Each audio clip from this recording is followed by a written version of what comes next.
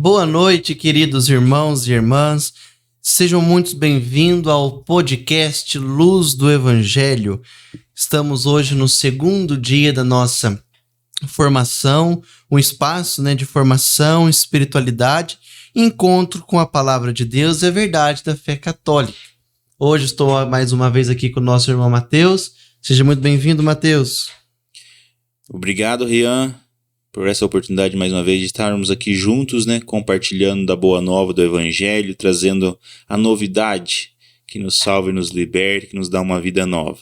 É um prazer estar aqui mais uma vez, já me posicionando aí. Hoje minha esposa não pôde estar presente, está um pouquinho indisposta, mas no próximo, se Deus quiser, ela já estará conosco. Se Deus quiser. Bem-vindo você que nos acompanha, acompanhou na quinta-feira passada e está acompanhando hoje. Muito bem-vindo você, muito obrigado pela sua participação. Hoje nós vamos falar sobre algo essencial na fé cristã, Algo essencial, algo primordial da fé católica, principalmente, que é o querigma. Talvez, não sei, você já tenha ouvido falar dessa palavra, o querigma. Hoje nós vamos ver o que é o querigma, Você sabe o que ele significa de verdade? O que é o querigma? Para que ele serve? O querigma, ele não é uma teoria, é um anúncio que muda vidas. Vamos falar o que é o querigma, Mateus? Vamos começar. O que é o querigma? O querigma é isso, É um anúncio da boa nova, é o anúncio do próprio Cristo que veio para nos salvar, É o primeiro anúncio, é a primeira pregação cristã na igreja, É quando tudo começa a partir de Pentecostes, através do apóstolo Pedro, cheio do Espírito Santo, que sai para fora do cenáculo, anunciando toda a verdade, toda a justiça que aconteceu com o Cristo. E assim acontecem as primeiras conversões.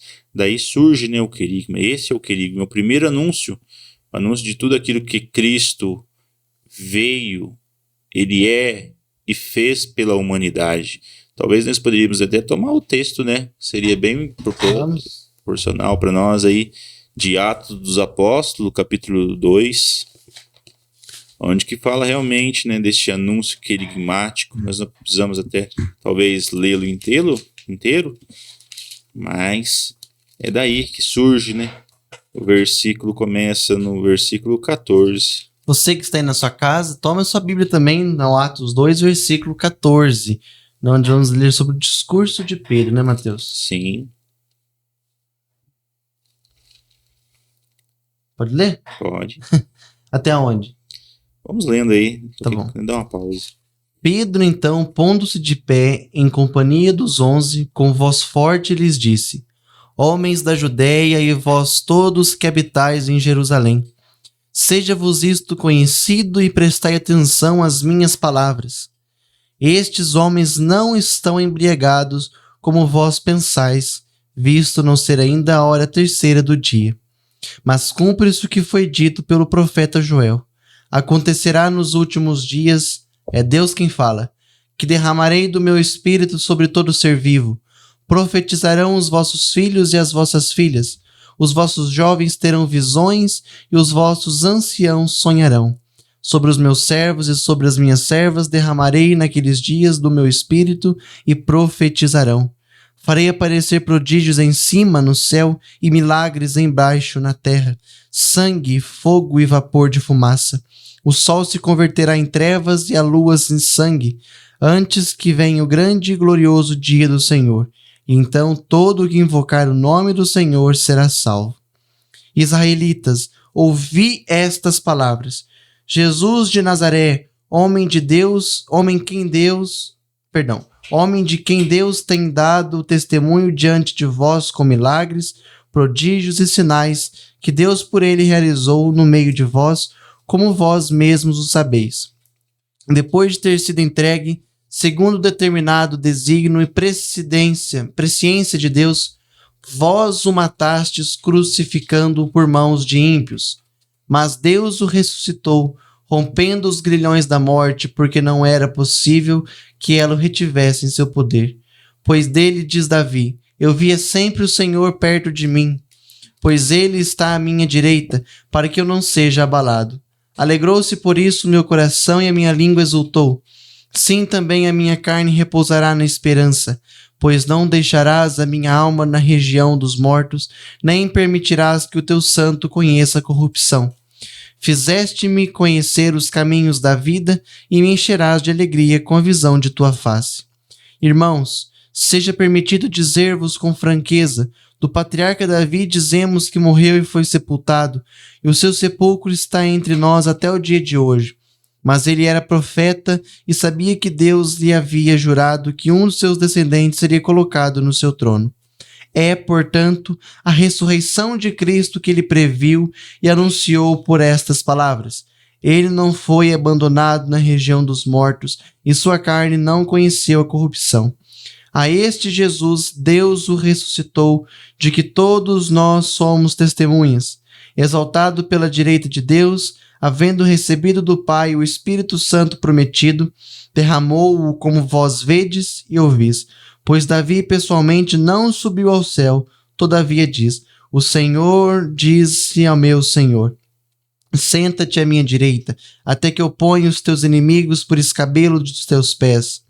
Que toda a casa de Israel saiba, portanto, com a maior certeza de que este Jesus que vós crucificastes, Deus o constituiu Senhor e Cristo. Aleluia. É aí. Este é a partir de então, o querigma, né, que surge para nós através de Pedro, cheio do Espírito Santo, né, com a coragem. Interessante que depois de estar cheio do Espírito Santo, que vai surgir esse anúncio, né, da Boa Nova, porque os discípulos estavam todos, né, afugentados em cenáculo, né? Com medo, né? Com medo, porque o seu mestre, Jesus Cristo, tinha sido crucificado, morto. O mestre, aquele que ensinava o caminho, né, não estava entre eles mais. E o que fizeram com Jesus, iria fazer também com seus seguidores, pois não existiria, né, outro caminho a não ser tentar acabar com o cristianismo e os seus seguidores. E então Pedro, cheio do Espírito Santo, sai para o cenáculo e desmascara tudo aquilo que está acontecendo. Porque as pessoas começam a ouvir o barulho e começam a zombar, né, achando que eles estão embriagados. E não era uma embriaguez de vinho doce, né, como vai dizer a Escritura, mas sim do Espírito Santo. A sobra embriaguez, né? Como diz Ranier Cantalamessa. Sim. Interessante. E aí o querigma, ele é segmentado, né? Ele vai surgir, né, para nossas pregações cristãs uma classificação falando do amor de Deus, né, sobre o mal, que é o pecado, que não é apenas um erro moral, mas sim uma ausência da vontade de Deus, né, um erro de alvo, praticamente assim dizendo. Falando da fé e conversão, que é essa adesão e o arrependimento do pecado pelo amor que Deus traz ao nosso coração. Falando também da promessa do Pai, que é o derramamento do Espírito Santo, aquele que vem fazer morada em nós e permanece conosco, nos salientando o que é o pecado para uma vida nova. E depois, então, a vida comunitária, né? Porque Deus não nos criou para sermos sozinhos, assim como a gente dizia no último episódio da Santíssima Trindade, né? Deus nos criou para nos relacionarmos com Ele, é uma comunidade perfeita de relacionamento, e para aguardar a vinda, né? A volta de Jesus, a segunda volta, onde que todos nós anseiamos, porque será um dia glorioso. A parousia, né? E aí nós podemos ir falando um pouquinho de cada tema específico, né, Rian? Sim. Ele é segmentado e é muito interessante cada item, né, para podermos então destrinchar e entender um pouco mais o que Deus tem para nós. Só um adentro antes, eu achei muito interessante essa parte que no versículo 36, que fala, né, que toda a casa de Israel saiba, portanto, com a maior certeza de que este Jesus que vós crucificastes, Deus o constituiu Senhor e Cristo. Esse que vós crucificastes, não foi só os judeus que crucificaram Jesus, né? Esse vós crucificastes é para toda a humanidade. Sim. Nós crucificamos Jesus. Eu, Mateus, nós crucificamos Jesus Cristo. E este Jesus que eu e você crucificou, hoje é Senhor e Cristo. Pela morte e ressurreição, ele se tornou o Senhor e o Cristo para a glória de Deus Pai. É porque a crucificação de Jesus nada mais é do que a não aceitação ao seu senhorio, né? A não aceitação aos seus ensinamentos, a não aceitação daquela revelação do Pai dada ao seu Filho, né? Jesus vem revelar o Pai. Então, o não aceitar, o não aderir, o não crer, o não sujeitar-se, leva à crucificação de Jesus Cristo. Por isso que quando pecamos, nós crucificamos Jesus novamente, né? Sim. Porque estamos dizendo não a ele. O pecado é isso, né? Sim. O pecado é um não a Deus. Sim. É como lá no Jardim do Éden, né? Quando Deus disse, né, que eles eram para governar o jardim. Explicitamente a Adão, que é o cabeça, né? Que é o primeiro ser humano criado por Deus. E a mulher, que é sua auxiliar, tirada do lado. Por isso que é tirada do lado, para ser auxiliar, estar ao lado. Não é estar atrás e nem à frente, e sim ao lado, uma companheira, né? Aquela que vem para somar, estar sempre, né, no mesmo sentido. E de repente vem a serpente ali e engana-os, né, dizendo que Deus tinha dito que não era para comer nenhum dos frutos, assim vai se dizer a Escritura, né? É verdade que Deus disse para vocês não comerem nenhum dos frutos? Ou seja, traz uma mentira sutil, questionando a humanidade, e aí de repente ela se posiciona, ela entra no diálogo. E o maior mal da humanidade é esse, entrar no diálogo com o diabo. Nós não devemos dialogar com o diabo jamais, né? Através das tentações, de qualquer pecado, nós não devemos nos deixar isso alastrar. E aí Eva vai responder, não, Deus disse que nós podemos comer de todos os frutos, menos a do conhecimento do bem e do mal, né? Menos dessa árvore do fruto. E aí, então, ele fala, não, Deus bem sabe que quando vocês comerem, vocês serão como deuses. Aí jogou, né, o poder, jogou essa autossuficiência que nós poderíamos bastar tendo todo o conhecimento. E aí isso também instiga o coração do humano, a curiosidade, onde que cai na tentação de desobedecer. Então, o grande mal é a desobediência, mas ela é instigada, né? Nós temos a culpa, sim, mas por uma influência também, porque joga-se a curiosidade, nós, pela curiosidade, nós desobedecemos. Uma vez desobedecemos, estamos em pecado. E isso, né, repercutiu por toda a humanidade por milhares de anos, né? Quanto que o povo hoje de Deus padece devido ao pecado. Até chegar a Jesus Cristo, né? Aí a gente começa. O querigma. Que é o anúncio do próprio Jesus, né? Sim.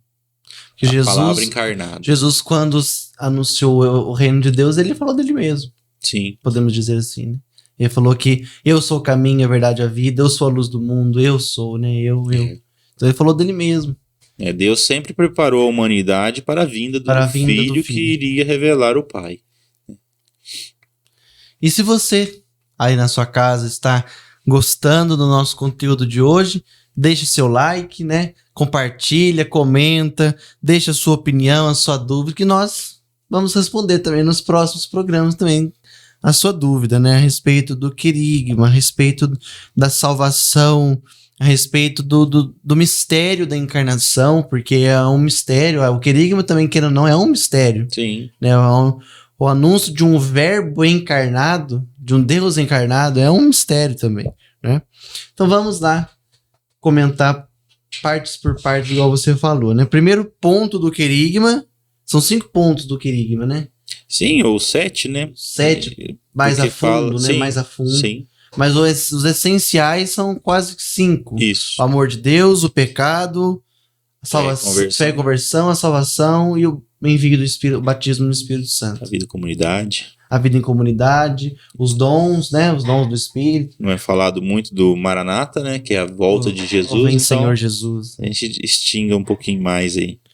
Então, o primeiro ponto, Deus te ama. Interessante.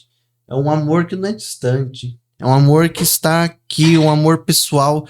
Um amor que mora dentro do próprio coração, né, Mateus? Sim, é um amor incondicional. Não tem condições, né? Não tem.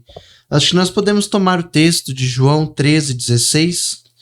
Você aí na sua casa, se quiser tomar o texto para ir acompanhando junto com a gente. João capítulo 3, versículo 16. João 3:16. Com efeito, de tal modo Deus amou o mundo, que lhe deu o seu Filho único, para que todo que nele crer não pereça, mas tenha a vida eterna. Pois Deus não enviou o Filho ao mundo para condená-lo, mas para que o mundo seja salvo por ele. Essa é a novidade, né?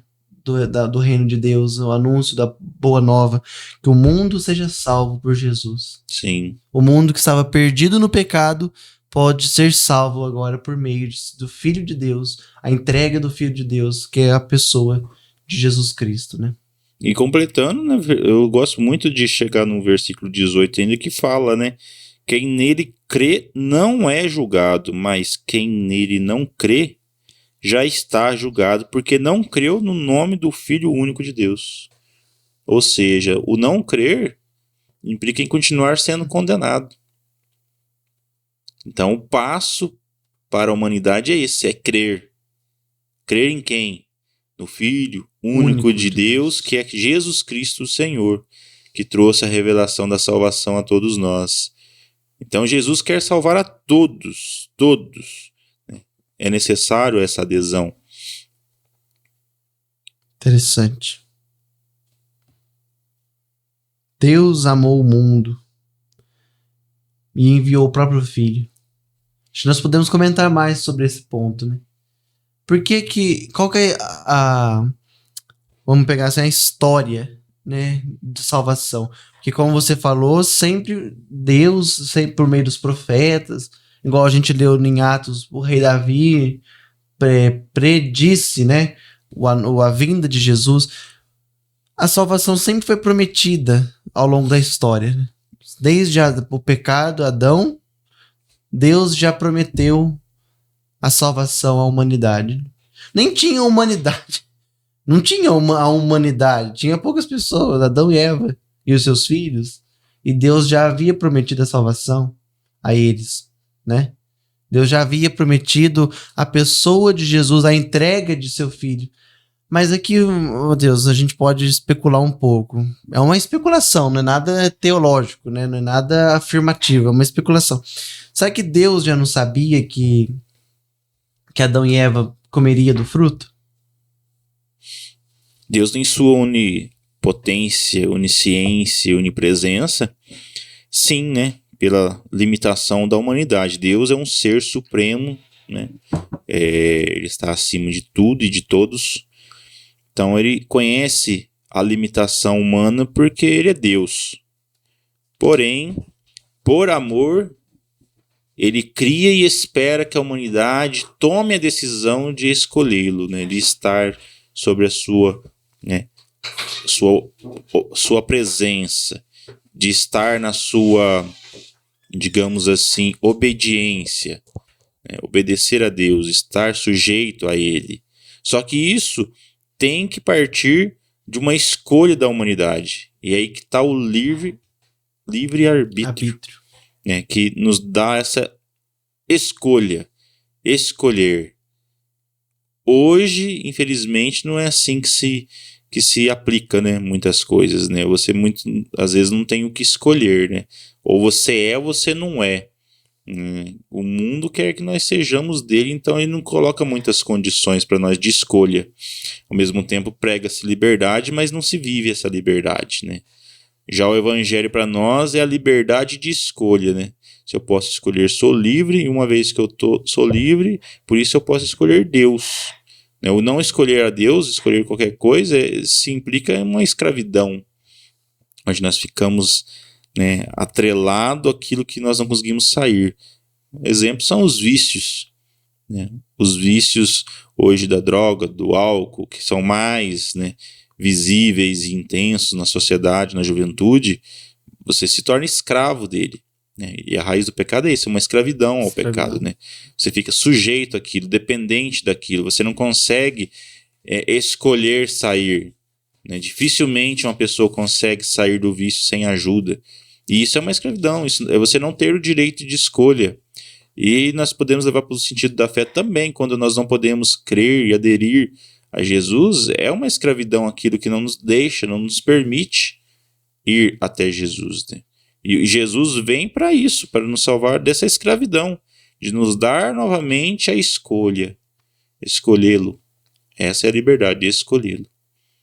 E a falta dessa liberdade, como você falava, é o pecado, que é o segundo ponto do Quiriga. Podemos seguir para o segundo ponto. Muita gente aplica a Deus o problema do mundo. Ah, se Deus é bom, por que existe o mal no mundo? Por que existe tanta gente passando fome? Ah, se Deus é amor, por que aplicam a Deus uma consequência das nossas escolhas, né? Igual você falou, Deus nos deu a liberdade. Então, se nós escolhemos por algo, esse algo virá uma consequência, né? Virá um resultado. E esse resultado, por nossas escolhas, nós não tiramos a nossa responsabilidade, nós aplicamos a Deus, né? Ah, porque Deus é amor, mas existe o mal. Mas e nós? Qual que é a nossa resposta? E outra, qual que é a nossa... Como é que eu posso dizer? Como que nós nos portamos diante desse mal? Será que é só Deus mesmo? E nós? O que a gente está fazendo para tirar esse mal? A gente aplica só a Deus, mas é a nossa responsabilidade, né? Ah, existe fome, mas o que nós podemos fazer? Para combater a fome. Para combater a fome, por exemplo. Nós não vamos acabar com a fome no mundo. Não vamos, mas nós o podemos... que eu posso ajudar, né? Eu vou ajudar. O que eu posso estar fazendo? É igual aquelas pessoas, eu quero mudar o mundo. Como é que o Madre Teresa de Calcutá, se eu não estou enganado, que fala, queres mudar o mundo? Comece mudando você mesmo. Sim. O nosso moderador, tá interessante trazer essa que eu lembrei aqui, Rian.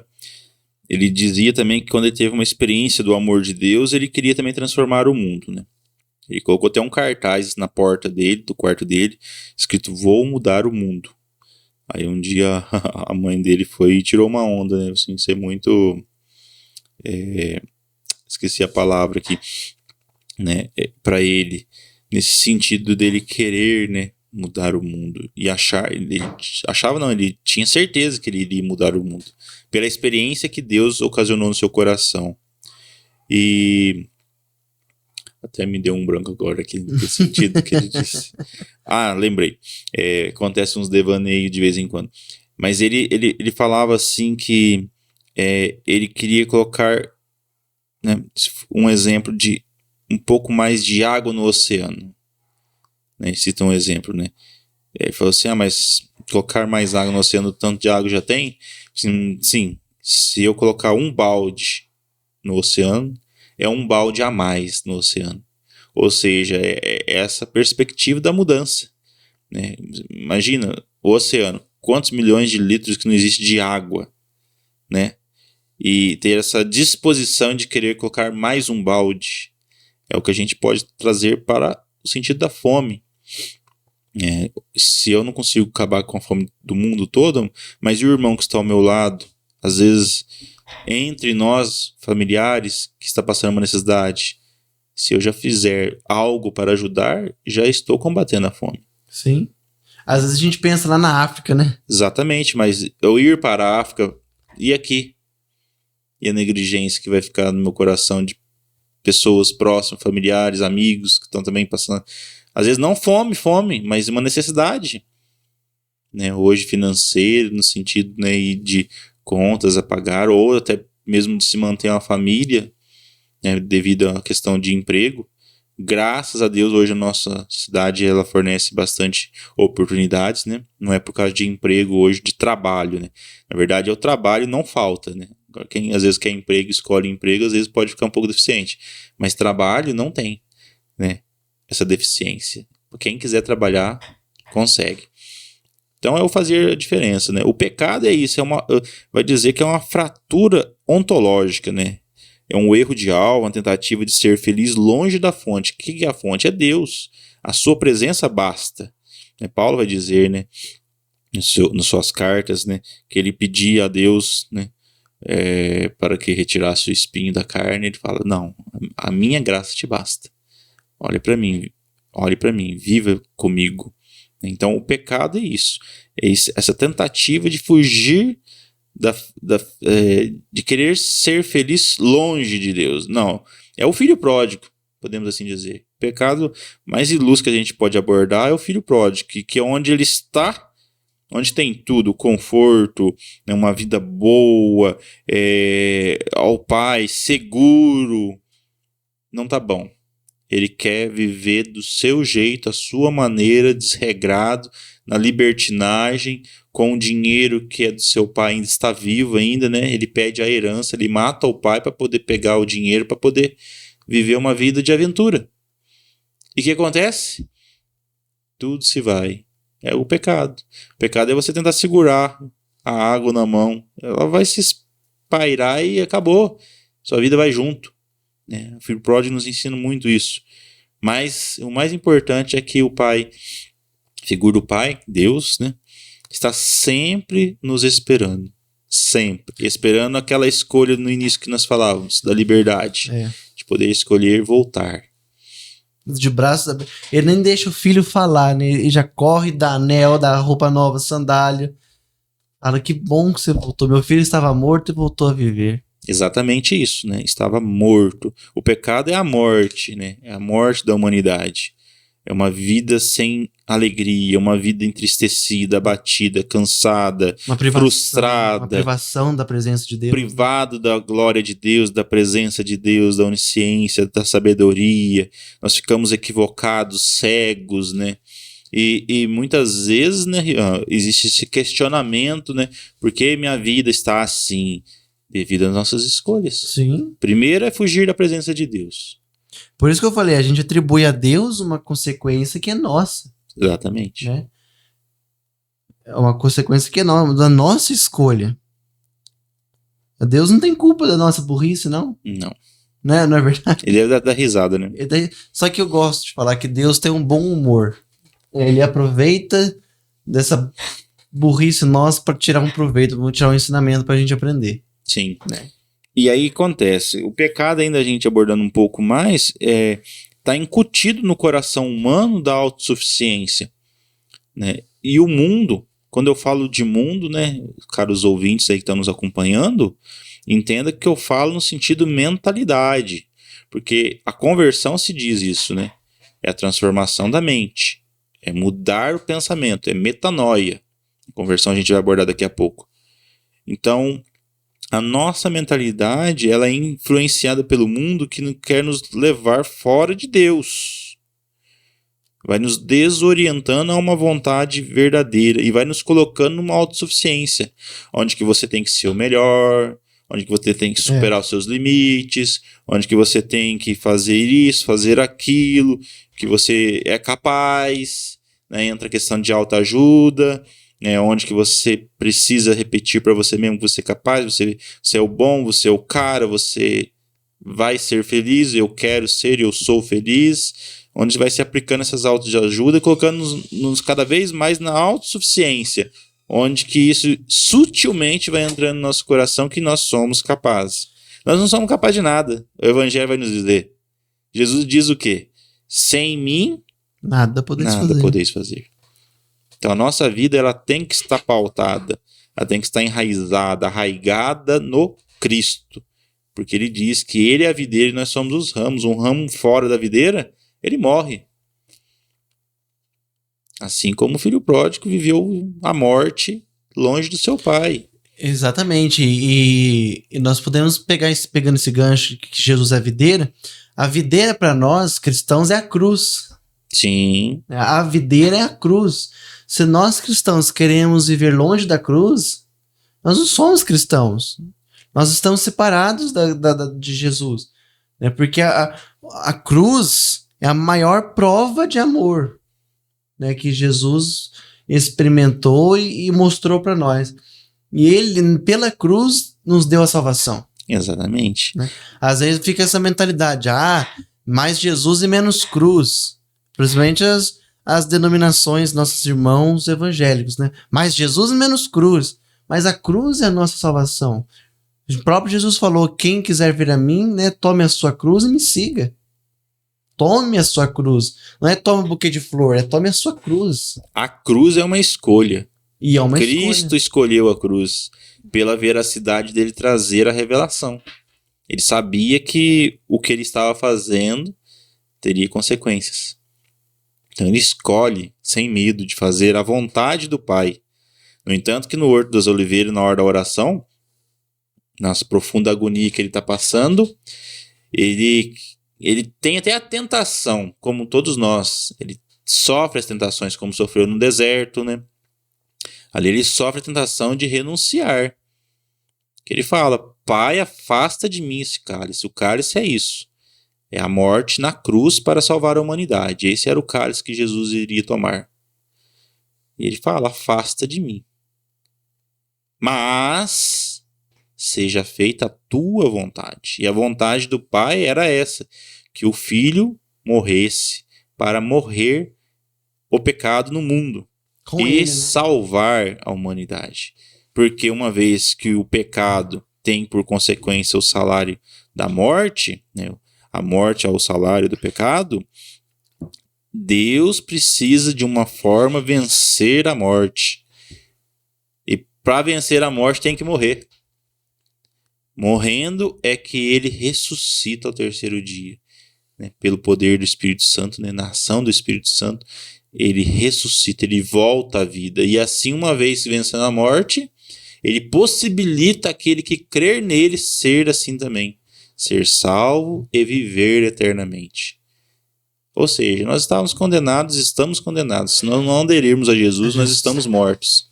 Ainda vivemos como o povo daquele tempo, né? Sim. Se nós não aderirmos a Cristo. E falando um pouquinho do pecado ainda, Rian, em Isaías 59:2 diz que são as nossas faltas que cavam um abismo entre nós e Deus, né? Então, muitas vezes as pessoas se sentem assim, distante de Deus, né? Ah, Deus me esqueceu, Deus me deixou, Deus me abandonou. Não é isso. Deus está dentro de nós, podemos assim dizer. Tão perto que é dentro. Porque pelo batismo, a Trindade vem morar em nós. Não se separa nunca. É inseparável. Uma vez batizados, Deus está em nós. E pela fé isso cada vez mais se aproxima. E isso vai cada vez mais se concretizando no relacionamento. Um cristão que se relaciona constantemente com Deus, ele se torna íntimo. E ele sendo íntimo, é visível, é palpável a presença de Deus no seu dia a dia. Agora, uma vez que nós somos pecaminosos, escolhendo viver da nossa maneira, do nosso jeito, deixando Deus sempre em segundo plano, Ele nunca é a nossa prioridade, não tenho tempo para rezar, não tenho tempo para poder estar na presença, não tenho tempo para ir para a comunidade, para a igreja. O que é o fim disso? É o afastamento. Eu me afastando de Deus, não é Deus me afastando. É o abismo sendo cavado do pecado, a consequência dessas faltas, né? Mas Mateus, o pecado ele tem uma solução. Ainda bem. Ainda bem. Graças a Deus. Que às vezes a gente tem pessoas que são muito pessimistas, né? Tá no pecado, não tenho solução. O que eu faço agora? Não tenho mais jeito. Tadinho de mim. Não, o pecado tem uma solução. A igreja deixou um sacramento para isso. Né? O sacramento da penitência, da confissão. Estou distante de Deus. Vai lá, confesse, seja humilde, confesse seus pecados. Né? E você se torna mais próximo de Deus. Talvez eu esteja falando isso para você, né? Que se sente distante de Deus. Procura um sacerdote, procura comunidade para partilhar os seus sofrimentos, para partilhar as suas dificuldades, que nós vamos te ajudar, né, Mateus? Sim. Estamos aqui para servir você, servir a Deus e ao próximo. Essa é a nossa missão, né? Então, o pecado tem salvação. A salvação é Jesus Cristo, é o encontro com Jesus Cristo, que se dá por tantos caminhos. Que a igreja dá vários caminhos, né? Uma partilha, mas é principalmente a confissão, né? Onde o próprio Jesus perdoa pela cruz os seus pecados, né? Por isso que a cruz é a maior prova de amor, porque os seus pecados são perdoados. Eu gosto muito de Isaías 53. Ele carregou sobre si as nossas dores, né? Carregou sobre si os nossos sofrimentos e por suas feridas fomos sarados, fomos curados. Acho que é o texto da Bíblia que mais me encanta.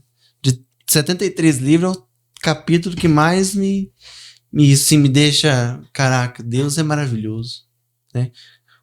Um Deus se fazer tão pequeno a ponto de se assemelhar à nossa humanidade, a criatura, né? O Criador se tornar criatura e levar sobre os seus ombros os pecados da humanidade inteira, né? E pelas suas feridas nós sermos curados. E sem merecermos. Ele fez isso sem merecermos. Ele fez isso por amor. Ele deu a chance, uma segunda chance, né? Vamos dizer assim, ele deu uma segunda chance para nós. E quantos de nós desperdiçamos essa chance? Jogamos todos fora. Os dias. Todos os dias. Por isso que eu falei, quando nós pecamos, nós crucificamos ele de novo, né? Nós cuspimos na misericórdia de Deus. Ou como é que fala? Nós, quando usa bastante, né? Eu esqueci, fugiu a palavra, deu branco também. Abusa da misericórdia de Deus. Vai lá, peca e confessa. Vai lá, peca e confessa. Vai lá, peca e confessa.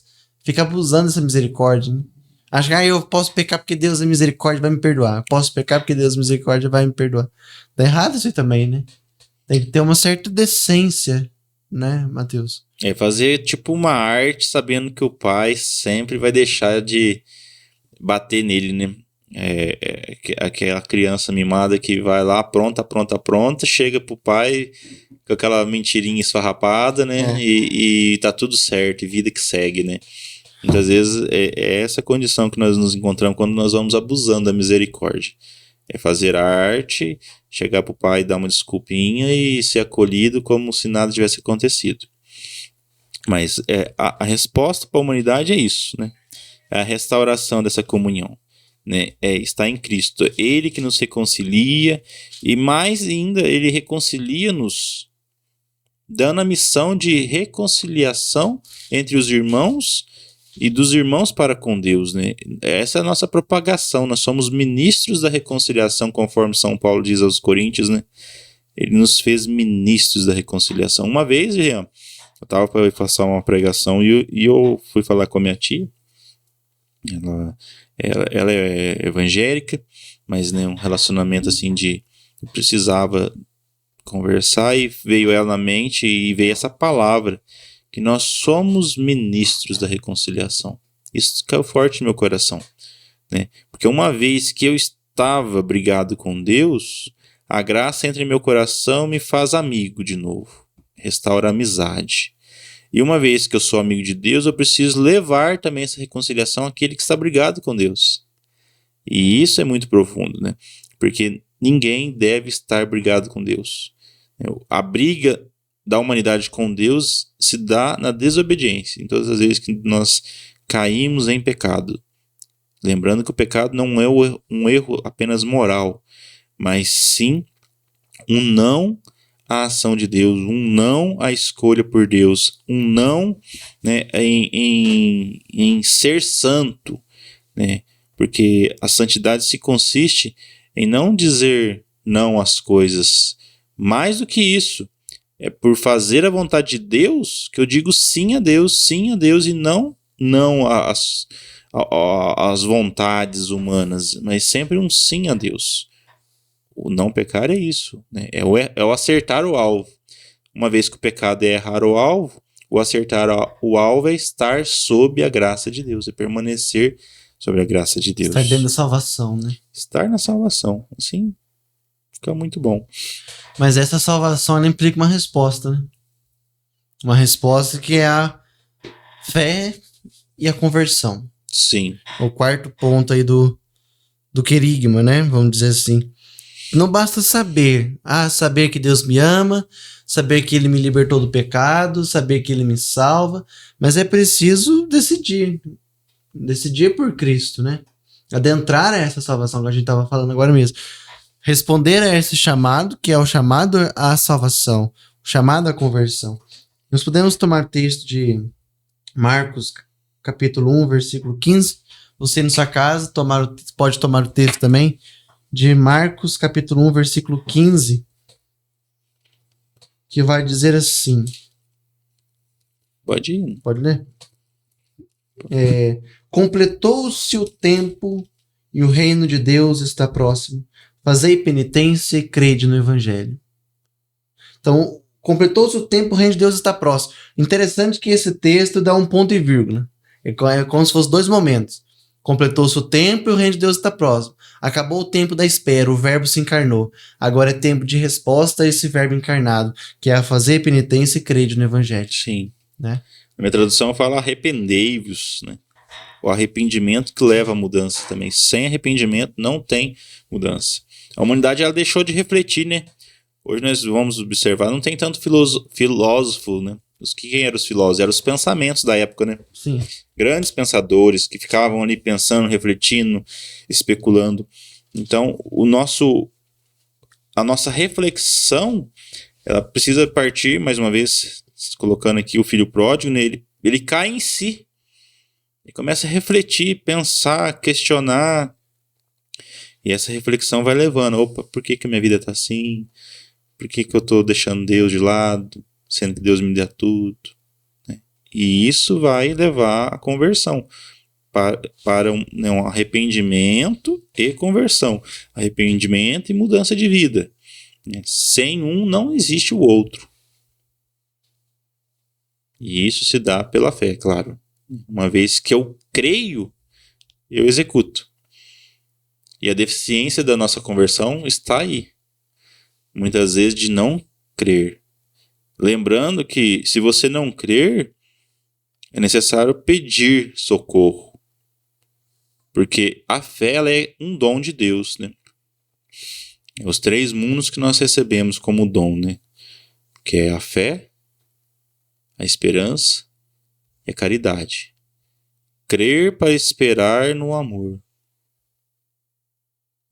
As 3 são o tríplice da nossa existência cristã. Crer em Cristo, esperar em Cristo e amar em Cristo. É isso que fundamenta o cristianismo.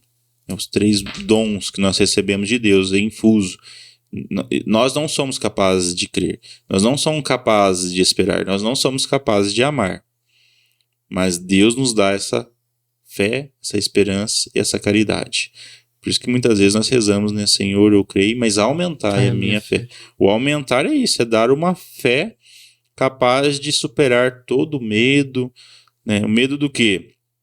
Medo de muitas vezes não ser provido, de não ter o alimento em casa, de talvez não ser um marido fiel, de não ser um filho obediente, de não conseguir agradar a Deus. Então é um medo.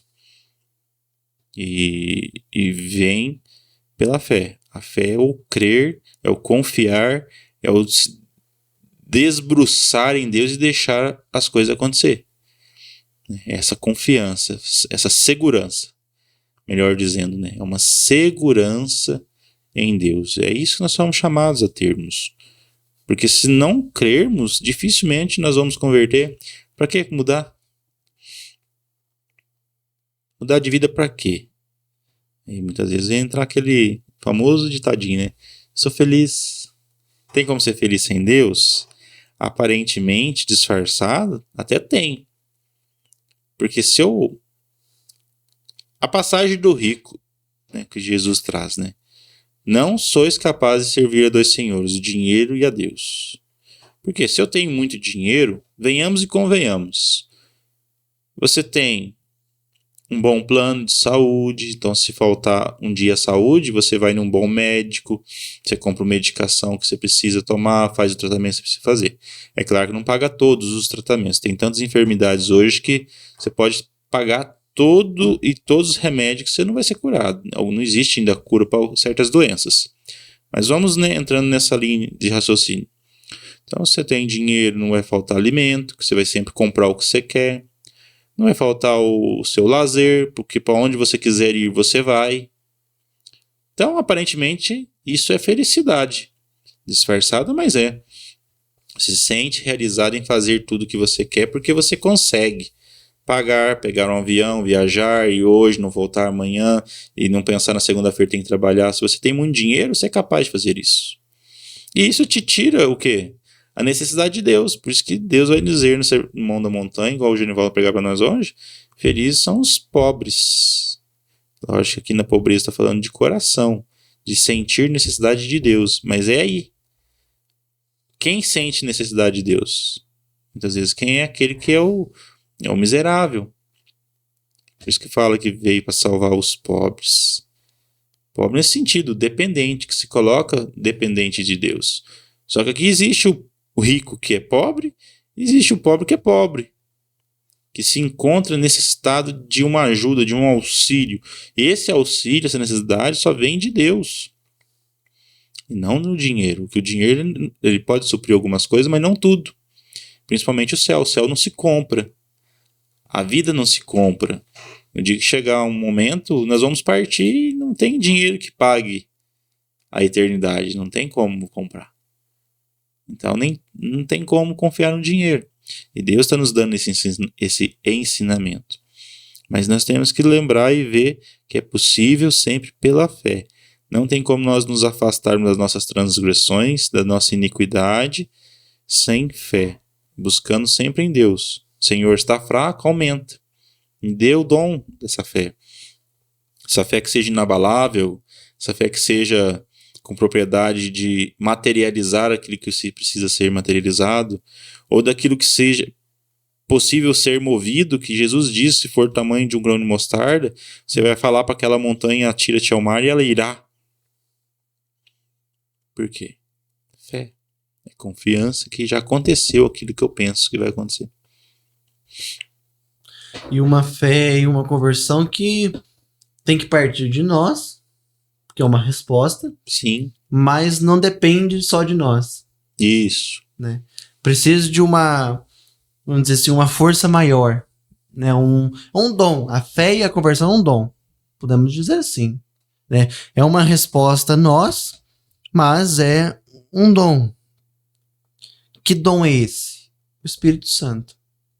É o quinto ponto. O dom. Sim, o quinto a promessa do Pai, né? O dom por excelência. O dom por excelência que ao mesmo tempo é o doador dos dons. A promessa do Pai, exatamente. Como está lá em Atos 1:8, né? Mas descerá sobre vós o Espírito Santo e vos dará força. Né?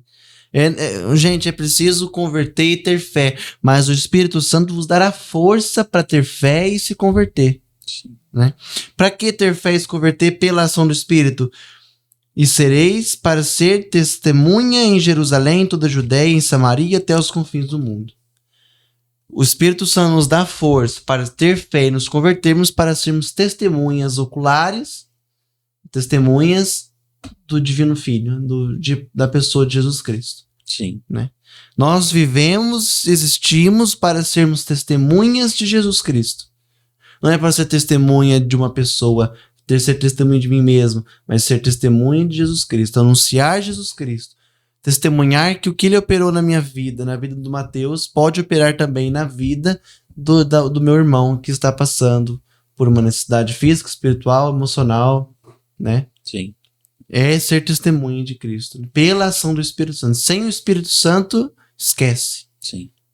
Pode esquecer. Se você, é o que a gente falava no começo, quer mudar o mundo? Mude você mesmo. Mas o que João Paulo II falava? Dá-me 12 homens cheios do Espírito Santo e eu transformarei esse mundo. É porque é assim que começou a igreja, né? 12 apóstolos cheios do Espírito Santo. 12 homens cheios do Espírito Santo inicia a igreja de Cristo, dá seguimento à missão que Jesus começou. Então o Espírito Santo ele é esse motor da vida cristã. É o motor que faz com que a igreja caminhe, que a igreja persevere, que a igreja continue sempre de pé. Por isso que Cristo ele é verídico em dizer que serão forças infernais tentando destruir a igreja, e a gente vê isso visivelmente, tentando calar a verdade, calar a justiça, calar os cristãos, mas o Espírito Santo é esse motor que impulsiona e que não faz parar. Ou seja, a igreja não tem como ser destruída porque é o Espírito de Deus habitando nela. né? E uma vez que somos igreja, todos nós somos invencíveis, assim podemos afirmar, sem medo de errar. Somos invencíveis com a ação do Espírito Santo em nosso coração. Nada pode nos parar, nada pode nos deter, porque existe uma convicção maior do que Deus é, do que Deus faz e o que Ele há de fazer. Que Ele não vem apenas só para poder nos trazer uma nova escolha, é muito mais do que isso, né? A escolha para Deus, é a permanência em Deus, é a constância em Deus, é sendo todos os dias advogado, né, pelo Espírito Santo, que vai nos defendendo das consequências do pecado. Ele vai nos iluminando a vida errônea e nos permite estar numa vida certa com a verdade, com a justiça, com a caridade. Que caridade é essa? A caridade é se dispor ao outro, é servir o outro, é fazer para o outro aquilo que Deus fez para mim. Esse é o Evangelho. É fazer para o outro, né? Se a testemunha é ser assim, é fazer para o outro aquilo que Deus fez por mim. Eu sou chamado a fazer a mesma coisa. Somos limitados? Deixamos de fazer? Sim, porque ainda existe em nós o pecado. Nós não estamos livres totalmente do pecado. Nós estamos com uma oportunidade de não pecar. Então nós podemos escolher estar em Deus ou não. Então o Espírito Santo ele tem esse papel em nossa vida. E que Deus dá para nós sem medidas. Tem o Evangelho, Lucas acho que 11, que ele está falando da oração. E ele fala que um pai jamais vai dar a um filho um escorpião se ele pede um pão. Então, quanto mais nós que somos, se nós somos bons e queremos dar coisas boas aos nossos filhos, quanto mais o Pai do céu. Ou melhor, ele diz que os homens são maus, dai coisas boas aos filhos, quanto mais o Pai do céu, que é bom, dará o Espírito Santo. Mal no sentido que nós muitas vezes somos egocêntricos, nesse sentido da maldade. Pensamos em nós mesmos. E Deus, sendo bom, perfeito, Ele quer nos dar o quê? De si, a sua presença, para que assim possamos ter força em fazer a vontade dEle. A vontade dEle é o quê? É santidade. Sermos santos. É santidade. A santidade não é um protocolo de regras. A santidade é a presença de Deus exalando em nós. É a nossa inspiração e expiração, Respirar e expirar. Respirar e expirar. Deixar rastros de amor por onde passarmos, Para isso nós precisamos estar cheios. Cheios da presença de Deus. Cheios do Espírito Santo. Assim como começa lá no comecinho que a gente leu de Atos capítulo 2. Cheio do Espírito Santo, isso é possível. De viver, de testemunhar. Então, a deficiência hoje da humanidade, da vida cristã, é isso. É muitas vezes não estar tão cheio do Espírito Santo. Porque podemos também estar só cheio e não transbordar. O transbordar não nos leva... Sem transbordar não nos leva muitas vezes a fazer esse testemunho, essa propagação do Evangelho. É necessário nós transbordarmos. Porque o transbordar, o outro também usufrui. Cheio, não é transbordar, Cheio pode estar aqui, mas está parado, Agora transbordar está constante. Então, a nossa vida tem que ser isso, sempre um transbordar da presença de Deus, porque ela é perene. Se a gente deixar um copo de água parado em qualquer lugar, ele está cheio, mas é uma água parada. E água parada dá dengue, Água parada, mosquito. Agora, permanecer debaixo da fonte, na fonte, é você se transbordar. E o transbordar não tem como dar dengue. Não tem como sujar. Uma água parada, ela suja, ela cria lodo, cria muitas bactérias. Então, muitas vezes a gente estar cheio, a gente pode estar cheio de nós mesmos, achando que estamos cheios de Deus, apenas das nossas convicções, aquilo que achamos que cremos e deve ser o fluxo da nossa vida. Mas a vontade de Deus sendo transbordada em nós nos leva aos outros também. E uma vez que eu mudo, o outro também mudará. Porque, biblicamente falando, né? Em Atos capítulo 2, 42 vai dizer, depois no 4:32, né? Vejam como eles se amam. E isso que atraía mais pessoas para a comunidade, que a gente vai falar daqui a pouco também. Mas o Espírito Santo é isso, ele nos enche, ele nos enche ao ponto de transbordar. Não é um... A gente só não se transborda se a gente não permanecer pedindo. Porque o Evangelho diz, né? Pedi e recebereis. Batei e abrir-se-á. Então, quanto mais eu peço, mais eu recebo. Quanto mais eu busco, mais eu acho. A vontade do Espírito Santo. E o Espírito que nos chama a uma vida fraterna. O Espírito que nos chama a uma vida... Por que Deus, o Espírito Santo, ele nos convida a viver em comunidade? Porque, como diz o Tatá, Deus é comunidade. Né? Deus não é um Deus... Igual a gente meditava no último episódio. Deus não é um Deus só, é Pai, Filho e Espírito Santo. É uma comunidade. Então, nós somos chamados a vivermos em comunidade. Sim. Ter uma vida fraterna, né? Viver em comunidade os diversos aspectos do ser comunidade, né? Não é verdade? Eu e você somos chamados a sermos comunidade, independente de qual comunidade. Mas somos chamados a sermos comunidade. Uma comunidade é melhor que a outra? Não.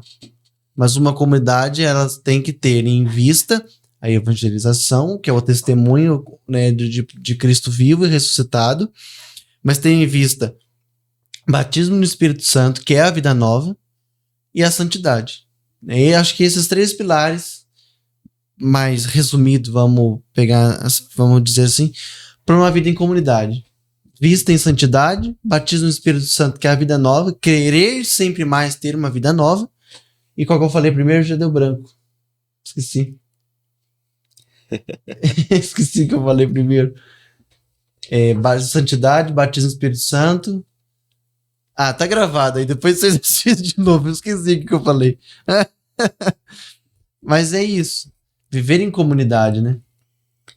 Nós somos chamados a vida em comunidade porque uma vez que o Espírito Santo ele vem a nós, ele nos inclui no corpo místico de Cristo, né? É um membro sendo incluído no corpo místico de Cristo. Cristo é a cabeça, né? E nós somos os seus membros, fazendo parte deste único corpo. Então essa fé vivida entre nós não é apenas o eu, né? Eu, Mateus, eu, Rian, mas sim um nós. Nós saímos do eu para o nós, né? O olhar para o outro. É um famoso desenho que eu já vi, um desenho, uma imagem, onde que existem vários personagens em volta de uma panela com grandes colheres. Então, você matar a sua fome, você não é capaz de encher essa colher e trazer a sua boca, porque ela tem um cabo comprido. Então, para matar a fome, é necessário você encher a colher e colocar na boca do outro. Já vi isso. Porque o outro também vai fazer a mesma coisa, e assim sucessivamente. Então, quanto mais eu sacio o outro, também serei saciado. Não é uma questão somente de troca, mas é uma questão de olhar para o outro, de ajudar o outro. E naturalmente, não é uma barganha, mas é naturalmente uma consequência do outro também servir. Né? Porque se nós estamos aqui em 3 pessoas, eu sirvo você, você vai servir eu e ele vai servir você e eu vou servir ele e você. Então vai ser sempre isso, é um círculo. Isso falando a partir de 3, por exemplo, da Trindade, mas podemos falar em questão de 10 pessoas, como era com os apóstolos, ou podemos falar uma multidão de pessoas que buscam viver a vontade de Deus, que vão servindo um ao outro e ninguém existe necessidade, como é as primeiras comunidades, né? Diz que, né, a gente pode até tomar lá o Rian, Atos dos Apóstolos, no capítulo 2, versículo 42.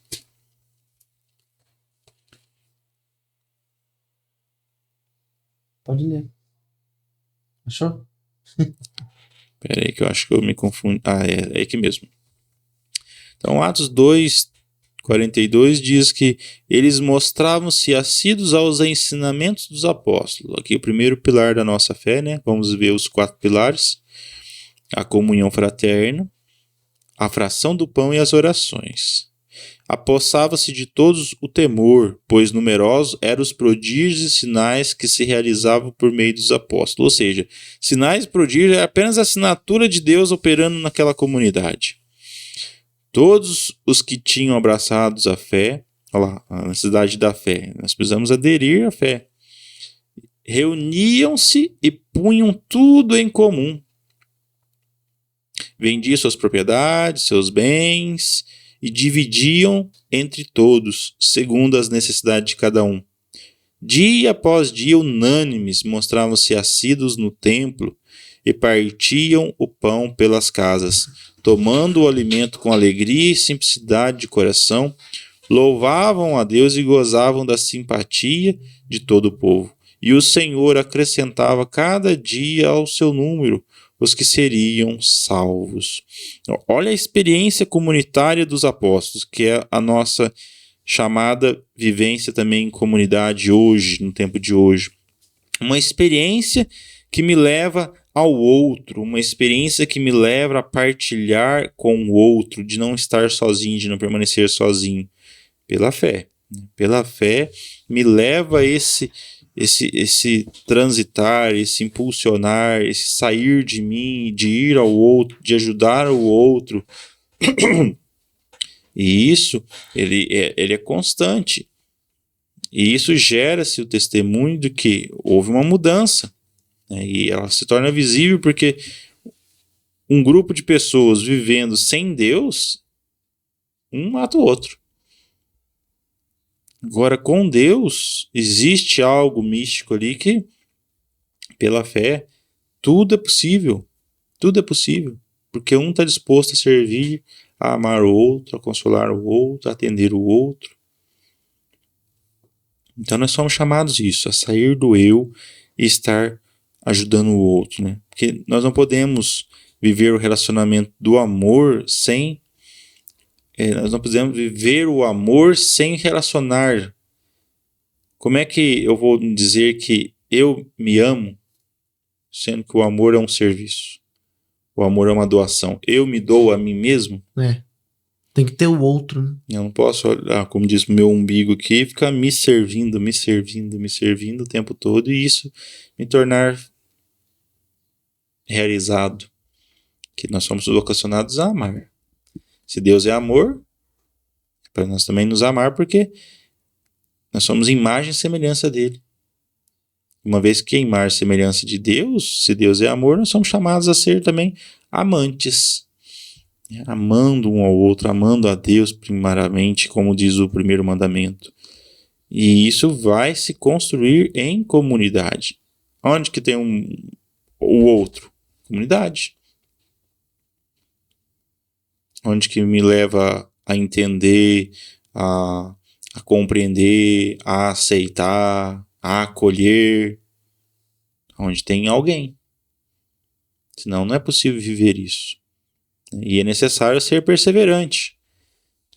Aqui a gente abordou na comunidade os 4 pilares fundamentais para a vida comunitária, né? Doutrina, que é os ensinamentos dos apóstolos. Tudo aquilo que os apóstolos ensinou hoje é repercutido, continua, existe uma sucessão de ensinamentos, que é sempre o mesmo, né? O mesmo fundamento. Existe uma doutrina a ser seguida, existem os mandamentos que nos regem. É isso, é a sucessão apostólica, assim podemos dizer, que vai nos trazendo essa fé, essa luz para o nosso caminho. Comunhão fraterna. O que é comunhão fraterna? Esse relacionamento entre os irmãos. É sermos fraternos, não é só, como dizias, uma barganha, mas é uma entrega, uma doação de si, seja material ou seja espiritual, a questão muitas vezes até do tempo, eu dar o meu tempo ao irmão, né, que é a escuta, o mais caro que eu posso dar para ele é isso, o meu tempo, a correria do dia a dia, você parar para ouvir, para entender, para rezar para um irmão, né? Então, fraternidade na fração do pão, que para nós é o que? É a Eucaristia, né? O próprio Cristo instituiu a Eucaristia, né? Vamos abordar um dia ainda, né, sobre esse tema, né? Então, a Eucaristia, aquilo que nos sacia verdadeiramente, o pão descido do céu. Quem come deste pão não terá mais fome. Viverá eternamente. Viverá eternamente, que é o quê? É Deus, é Jesus Cristo. E nas orações, que eu costumo sempre falar, né? As orações são o quê? A oração pessoal, meu relacionamento com Deus, e a oração comunitária. Que é os irmãos todos rezando junto. As duas orações são importantes, né? Não é uma isolada da outra. Jamais. Igual a gente conversava um dia, né? A oração comunitária repercute na oração pessoal. E a pessoal na E comunitária. a oração comunitária. Porque se eu não me relaciono com Deus no meu quarto, como diz Jesus, né? A oração pessoal é esse grande exemplo, né? Entra no teu quarto, fecha a porta e ora a Deus no escondido, que Ele ouvirá as suas intenções, as suas necessidades. Essa é a oração pessoal, meu relacionamento com Deus. Jesus orava sozinho. Jesus ia para o monte. Ele se retirava. Toda vez que fala Jesus retirou-se, Jesus subiu. É a oração pessoal, é o relacionamento com o Pai. E a oração comunitária é quando eu me uno à necessidade do outro. Aí, ó. Eu saio de mim. O outro tem necessidade como eu tenho. E ali nós juntos, orando a Deus para que sejamos atendidos. Imagina uma pessoa que vem te pedir alguma coisa. Sei lá, emprestado. Ô, Rian, me empresta seu notebook. Você pode falar muito bem. Ah, não posso porque vou usar.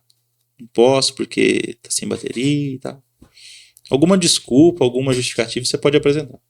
Agora imagina chegando 5 pessoas pedindo pra você: ô, Rian, você não consegue emprestar pra gente esse notebook? Não vamos precisar para estudar. E outra pessoa fala também, e outro argumento, nós precisamos para um trabalho.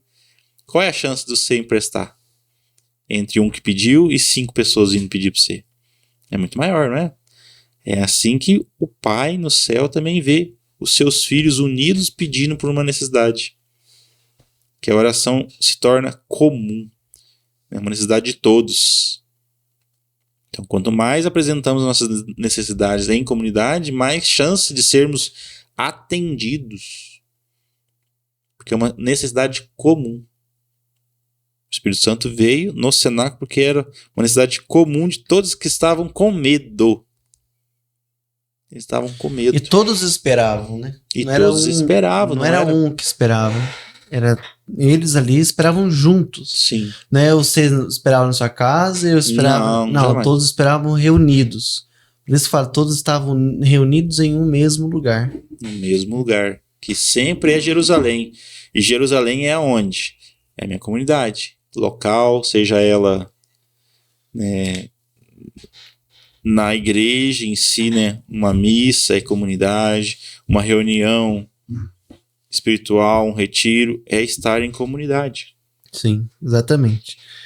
Como repetindo, todos nós somos chamados a sermos comunidade. Você aí na sua casa é chamado a ser comunidade, né? Vamos recapitulando para... Um versículo aqui muito bonito que fala da comunidade é o Salmo 133, versículo 1. Vede como é bom e agradável que os irmãos vivam unidos. É bom e agradável a Deus e a nós mesmos. Sim.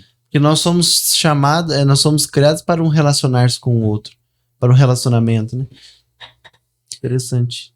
E a vida comunitária é para isso, né? Aguardar ansiosamente a volta de Jesus Cristo. E aí a gente finaliza o nosso querigma de hoje. Né? Escatologicamente falando, né? Essa esperança triunfal. Por isso que Jesus fala para nós vigiarmos. Orai e vigiai, porque não sabeis em que momento que pode vir o Filho do Homem. É estar em vigilância. É estar atento.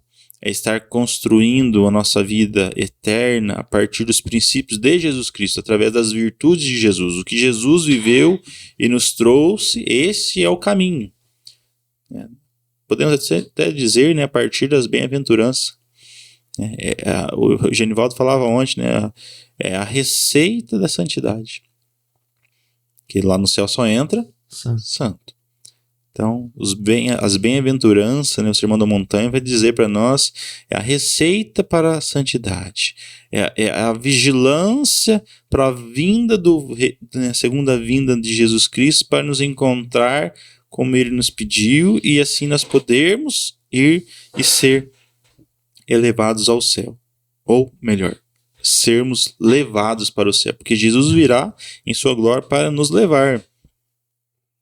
Ele diz que quando ele voltar, né, de modo simbólica, né, por parábola, que ele chamará os cordeiros, as ovelhas e os cabritos, né?